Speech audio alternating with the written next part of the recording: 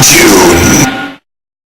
Good morning, guys. This is Ryan from the Moon Instead World. If I look tired, that's because I fucking am, because I had to stay up late to watch Godzilla vs. SpaceGodzilla on Father's Day. It was quite a busy day and a busy weekend, so I didn't get a chance to get a lot done this weekend. But we're still moving forward with KaiJune, and today Godzilla vs. SpaceGodzilla is the next movie in the Toho series that we're covering. So we'll get right into it. SpaceGodzilla is the same thing as Godzilla, basically, but he just comes from space and he's crystallized. And the movie offers up a solution to this idea because apparently some G cells from Godzilla were sent out into space by either Mothra or a different monster in the genre that we haven't covered for KaiJune this month. But so these G cells were actually sucked into a black hole, turned into a crystallized form of Godzilla, which is sort of, I guess, a type of cloning device that they use for this. And then Godzilla is spit back out into SpaceGodzilla as a crystallized form. He can actually attract energy into his crystals and then shoot them back out, like Godzilla's laser breath, but more powerful and advanced. So, in this movie, there's Yuki, who is basically our main character, our main protagonist, who is kind of obsessed with killing Godzilla because his friend actually was killed in one of Godzilla's attacks, and he has a sort of vendetta against him. His plan is to shoot Godzilla underneath the arm, in his armpit, with a blood coagulation device that will, he thinks, effectively kill Godzilla. But there's another task force of the G-Force, who we talked about last time in Godzilla vs. Mechagodzilla, who are trying to bring Godzilla down.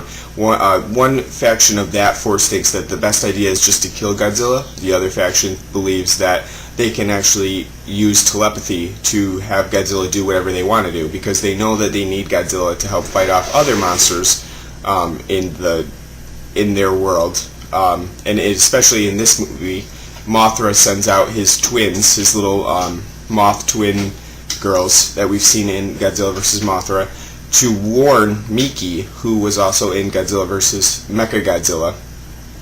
She's the telepathic psychic who they use to help create a dialogue between her and Godzilla. So they warn her that the Earth is in danger with SpaceGodzilla crashing down very shortly. So Miki believes that they can't kill Godzilla, but they have to telepathically figure out how to control him. She did figure out how to do it last time.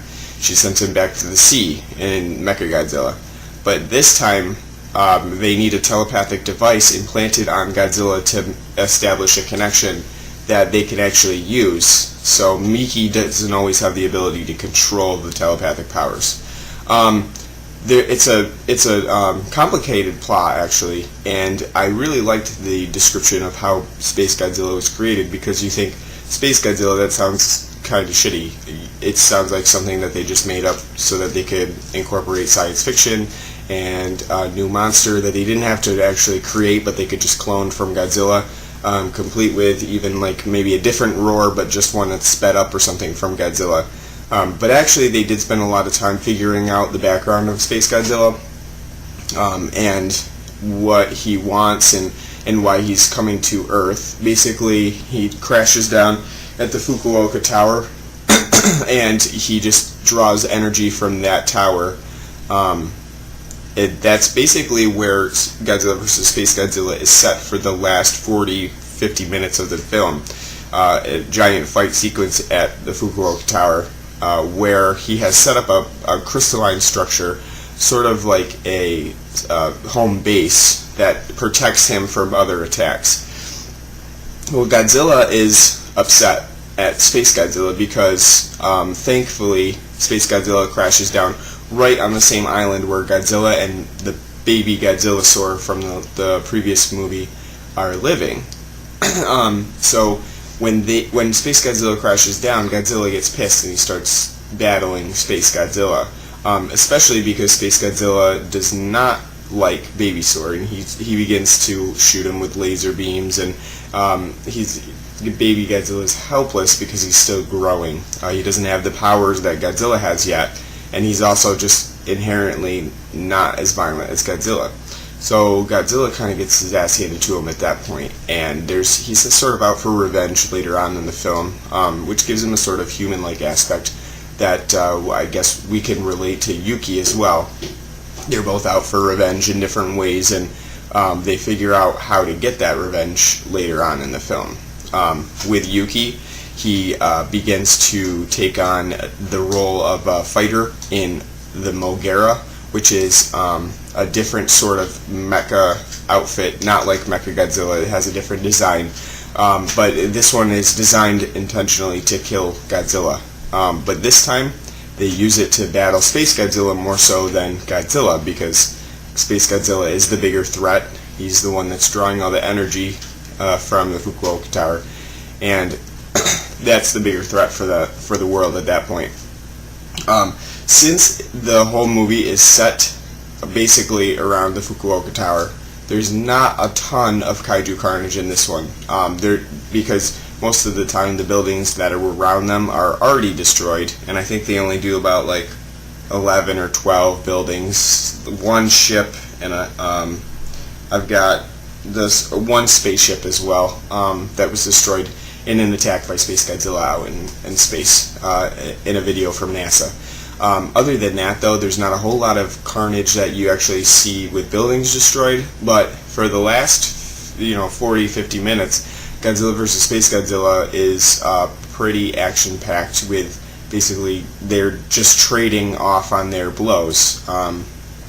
And really, while that's going on, the humans are just trying to find a way that they can actually stop SpaceGodzilla. And the idea changes from trying to get rid of Godzilla to try and get rid of SpaceGodzilla, with Godzilla being the savior. In this instance, Yuki takes on the Mogera outfit and sort of combines with Godzilla to shoot SpaceGodzilla together.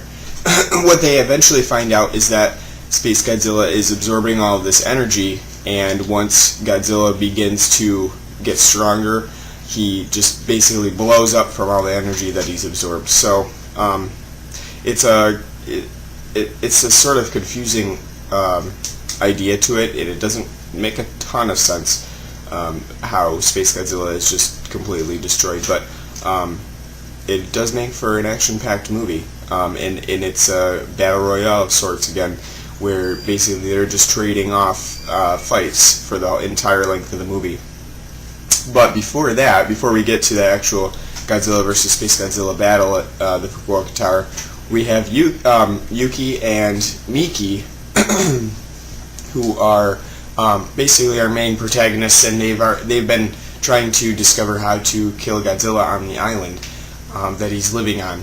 Well, Miki doesn't believe in the violence aspect of it because she is a telepathic, so she thinks that she can control Godzilla as much as possible.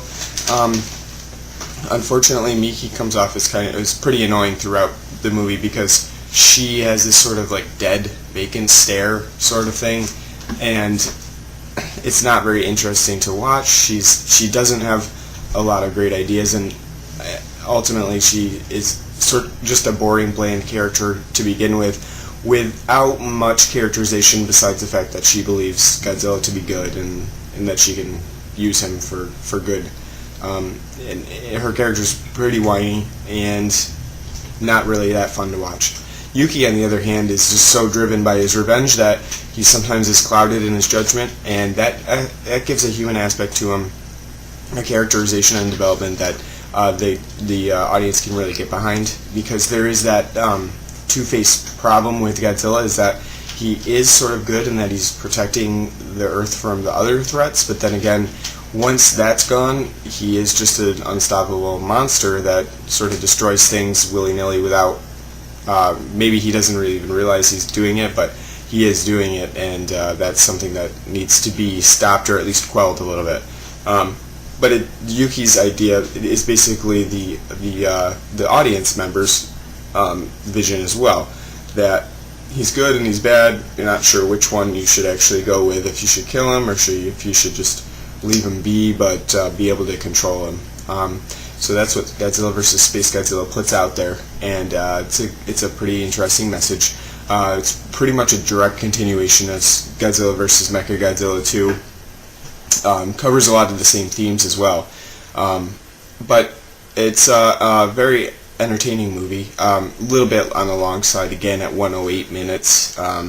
It's a little bit too long, just because they don't cut down on some of the more unnecessary lengthy sequences, so a little bit too long there. But other than that, it's another good installment.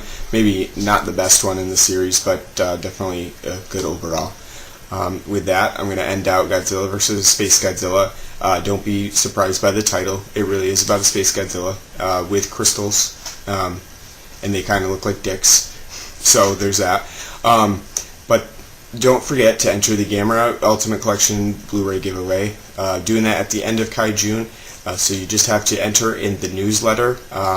So if you put your email address in, you will be entered to win, and you'll also get my awesome newsletter. So don't forget about that, and make sure you do that before the end of KaiJune. With that, I'm going to close it out. Thanks for watching, guys.